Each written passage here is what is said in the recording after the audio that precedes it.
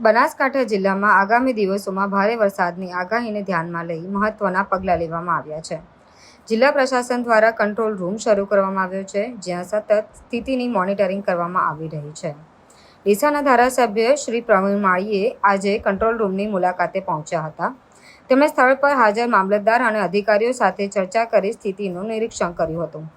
Control રૂમમાં અધિકારીઓ સાથે ચર્ચા દરમિયાન ધારાસભ્યએ કહ્યું કે જિલ્લામાં જો વધુ વરસાદ થાય તો આપણે તકેદારીપૂર્વક કામગીરી કરવાની તૈયારી રાખવી પડશે. જનતા સુધી મદદ ઝડપથી પહોંચે અને નુકસાન ઓછું થાય એ માટે જરૂરી તમામ પ્રયાસો અમલમાં મૂકવા જરૂરી છે.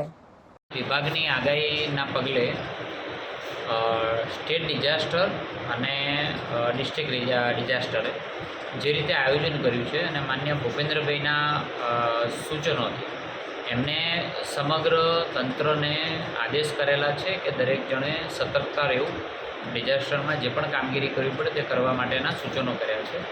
એના જ અંતર્ગત આજે હું કંટ્રોલ રૂમ એટલે ડીસા તાલુકાના કંટ્રોલ રૂમ મામલતદાર ઓફિસે આવેલો છું. એની વ્યવસ્થાઓ જોઈ છે, ખૂબ સારી વ્યવસ્થાઓ છે. પ્રજાને જે પણ કંઈ મુશ્કેલી પડતી હોય તો આપણો જે સ્ટેટ ડિઝાસ્ટર દ્વારા દરેક તાલુકાએ એક નંબર આપેલો છે. એમાં ડીસાનો નંબર 02744 22 22 50. એટલે કોઈ પણ વ્યક્તિને કંઈ પણ મુશ્કેલી ડિઝાસ્ટરને લગતી પડતી હોય તો 02744 22 22 50 ઉપર પોતે ફોન કરીને પોતાની કમ્પ્લેન જો નોંધાવે તો એ દ્વારા તમામ જે તે ડિપાર્ટમેન્ટો એના કામગીરી કરવા માટે તત્પર છે. તમામ લોકોને હું વિનંતી કરું છું, આપણા મીડિયાના માધ્યમ દ્વારા પણ વિનંતી કરું છું, કુદરતે ખૂબ સારો વરસાદ આપણને આપ્યો છે, પણ તકલીફ ન પડે એના માટેની વાત છે. પણ જ્યારે વરસાદ પડતો હોય ત્યારે તમામ મીડિયાના માધ્યમ દ્વારા એક વિનંતી કરું છું, આપણે વધુમાં વધુ પોતાના ખેતરમાં પડેલા વરસાદને કેચ ધ રેનના નામે ઝીલી લઈએ.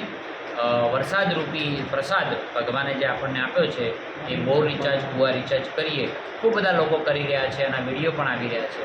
પણ કોઈ જાનહાનિ ન થાય એનું પણ ધ્યાન રાખીએ.